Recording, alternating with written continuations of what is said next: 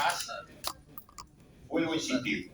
Entonces voy a ver si de esta manera, ¿alguna vez habló con Rodríguez Simón de la Corte Suprema de Justicia, doctor Garabano? Sí, tuvimos discusiones en términos de los procesos de designación de los jueces. Solamente, digamos, al inicio del periodo de gestión sería. Y durante el proceso de designación de los jueces, donde yo trabajé fuertemente para lograr la aprobación del Senado, que finalmente se logró, como acá se señaló, y supongo que tendrán todos los senadores que votaron en ambos casos.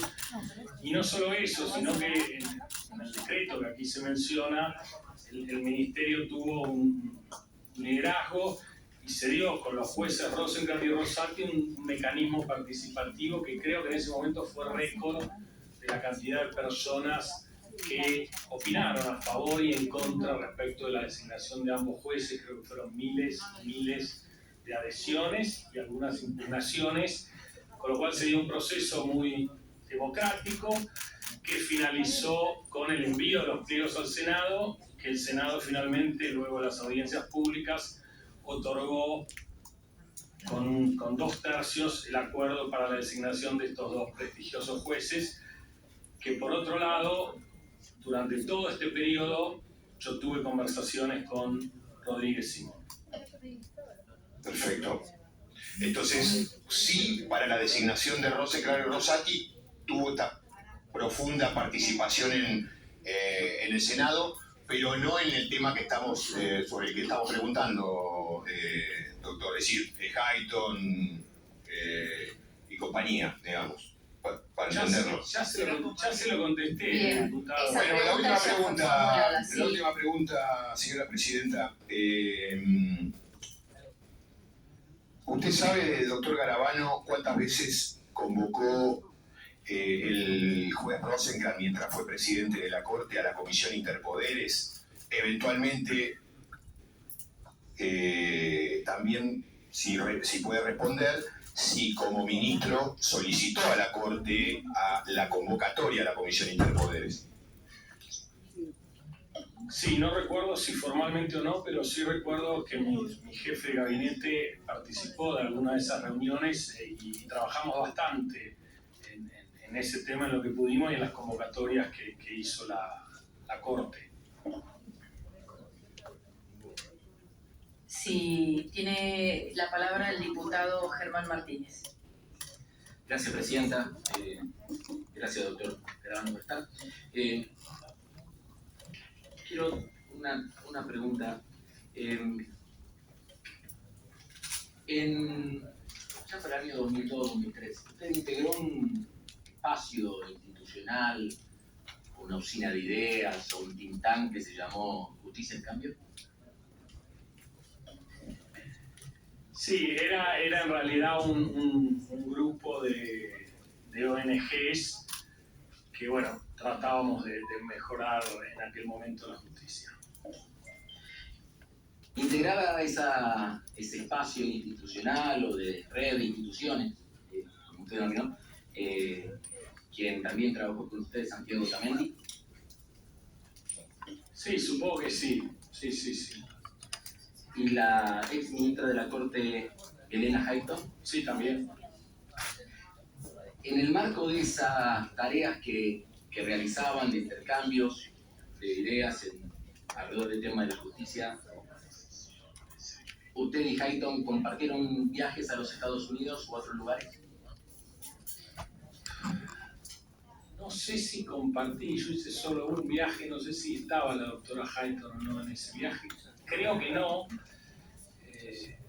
La que sí estaba en ese momento, en ese viaje que creo que hicimos, era la que entonces recién asumía como viceministra de Justicia, que era la doctora Lozano. No recuerdo, creo que la doctora Hayton, no sé si ella, en vez de en ese viaje, no participó. Sí, gracias por la respuesta. A ver, tengo... A mí me toca siempre estar bien incómoda. A Marcelo de Alessandro lo conoce. Sí, lo conozco. ¿Cómo podría caracterizar el vínculo con él? ¿Es una relación funcional de gestión, Sí. de amistad? ¿Es una relación netamente política? ¿Cómo podría caracterizarlo usted? Sí, un poco funcional y un poco política, no muy frecuente, pero he tenido varios diálogos, lo he cruzado varias veces, he chateado en algunas oportunidades, pero no es mi amigo, digamos, no tengo una relación cotidiana.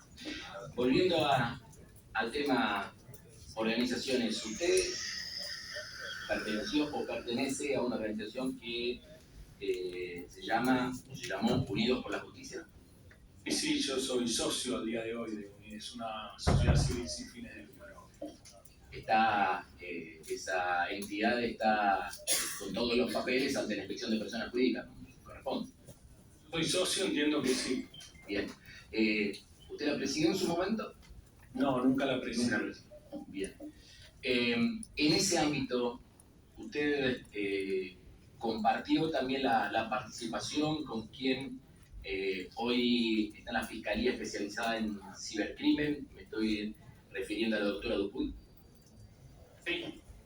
En realidad la conocí posteriormente a la doctora Dupuy. La doctora Dupuy es fiscal de cibercrimen de la Ciudad de Buenos Aires, así que ahí la tuve más trato. Y llegó a esa fiscalía cuando usted era fiscal general de la ciudad.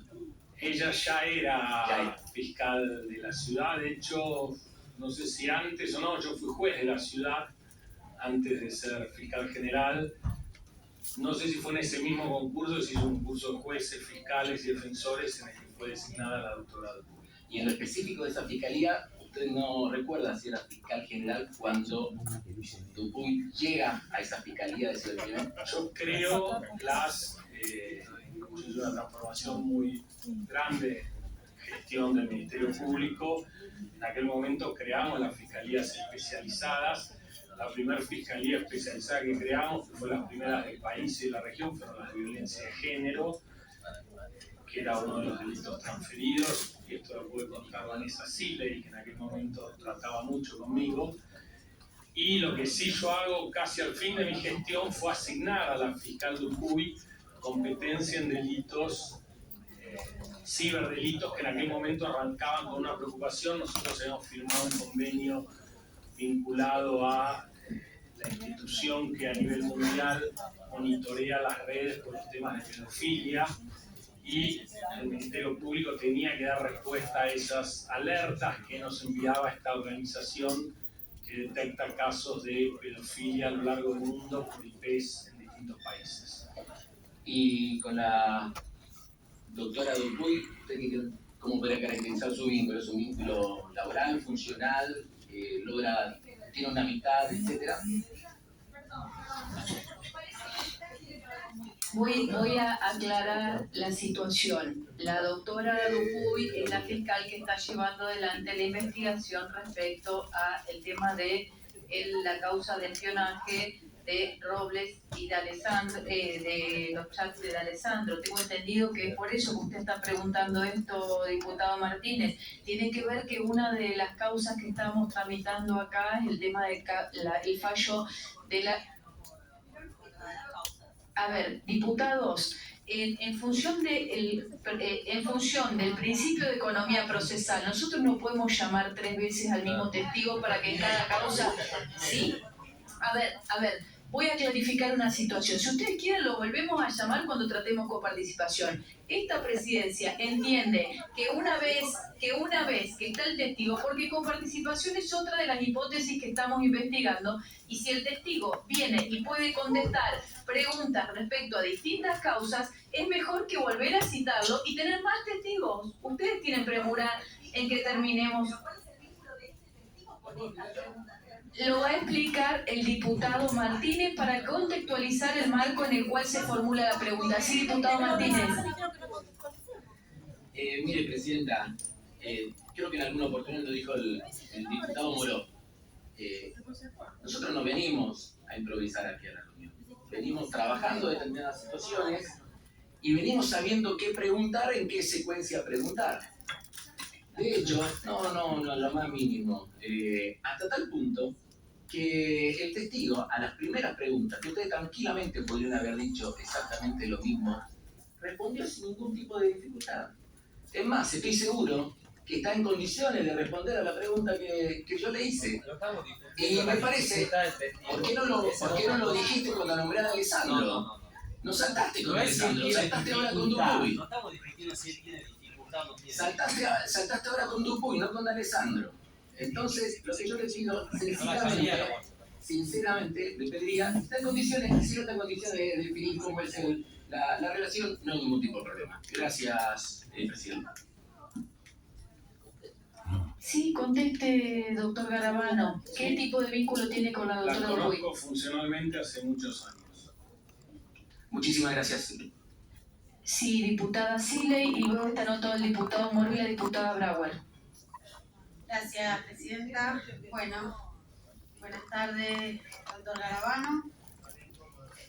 Las preguntas, quiero contextualizar, que voy a realizar también tienen que ver con el marco de discusión político con respecto a las denuncias sobre el Consejo de la Magistratura.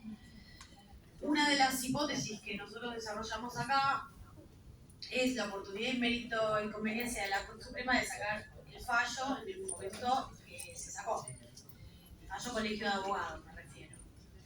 Cuando usted llegó como ministro de Justicia, hacía poquito tiempo que había llegado en queja a la Corte esta causa. Hacía nada, semanas creo. En queja de recursos extraordinarios. Si le digo concretamente, me dice que no, pero bueno, si quiere le contextualizo la pregunta y después usted hace la respuesta que quiera. ¿O quiere decir algo? Dígalo.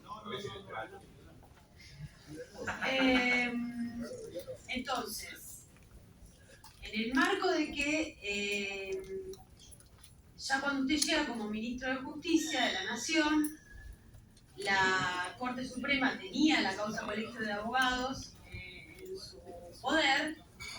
Usted tiene conocimiento de que hay una cuestión que va a modificar el Consejo de la Magistratura prontamente o no, pero que está en poder de la Corte Suprema.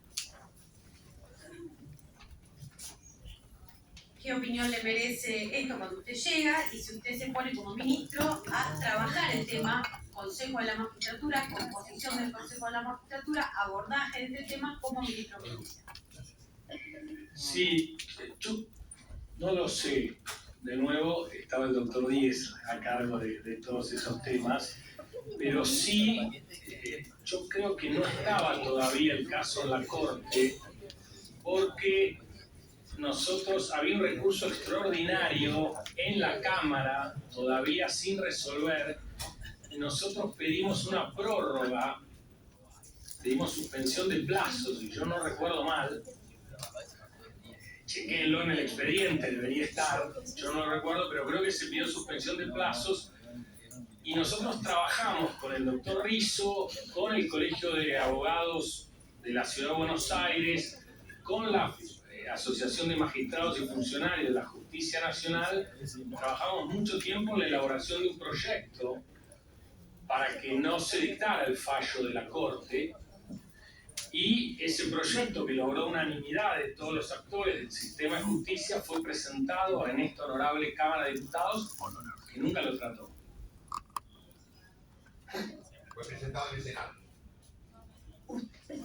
En el Senado de la Nación fue presentado.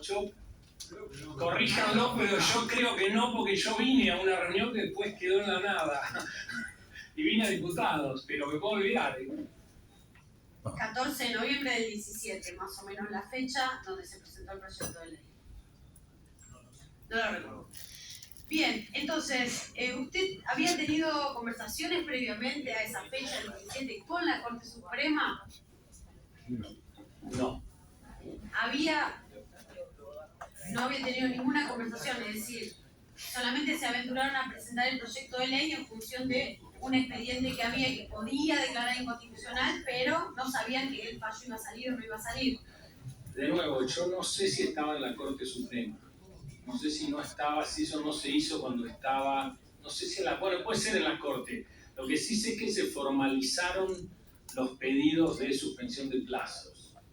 Hay escritos, creo, pidiendo la suspensión de plazos, no sé si en la Corte o en la Cámara, para trabajar ese proyecto, por lo cual se ve que era inminente o había posibilidades de que salga, pero creo que se presentaron formalmente pedidos para poder trabajar un proyecto de ley. Y por eso se trabajó el proyecto de ley, me involucré personalmente y creo que se presentó acá en la Cámara de Diputados. ¿Era inminente? ¿Había posibilidades de que salga qué cosa? Perdón. Algún fallo en relación a esos temas. Bien, pero finalmente el fallo no salió. Lo desconozco, supongo que salió después, No, pero digo, salió. pero en ese momento no lo Salió. sabíamos. Pero, bueno, está bien, usted dijo, ¿era inminente o había posibilidad de que salga? En función de eso se pusieron a trabajar en el proyecto de ley. Bien, es un proyecto de ley. Y pedimos prórrogas, creo, al tribunal. Bien. ¿Perdón, cómo? Es un tema menor, El pedido de prórroga. claro, porque lo que estábamos demostrando era una intención de tratar de que se trate el tema con un proyecto de ley. Bien, y en su proyecto de ley, ¿quién presidía el Consejo de la Magistratura? No era mío, era el El consenso. consenso con el Colegio de consenso Abogados y de demás. todos, de todas, eran los colegios de abogados en sus distintas ramas y la asociación de magistrados en sus distintas ramas. Nosotros fuimos, si se quiere, facilitadores de ese proceso que se presentó. Sí, pero finalmente el proyecto lo presentó el Ministerio de Justicia, por eso le Lo pregunto. presentó el Poder ¿es su Ejecutivo proyecto Nacional. Sí, sí, Sí, sí. es una iniciativa del Poder Ejecutivo encabezada por el Ministerio de Justicia, que es la cartera correspondiente. La pregunta es, en su proyecto de ley, ¿quién presidía el Consejo de la Magistratura? No lo recuerdo, supongo que nadie. No me acuerdo si estaba la corte o no. No me acuerdo cuál era el consenso No se detallado. No, en serio, si no se lo digo. Porque no era nuestro proyecto. Ahí lo que tratamos en un esfuerzo muy grande fue de lograr consensos entre todos los actores del sistema.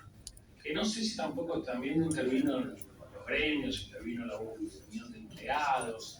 Pero bueno, se trató de generar un consenso muy fuerte con ese tema, que sabemos que es una ley difícil.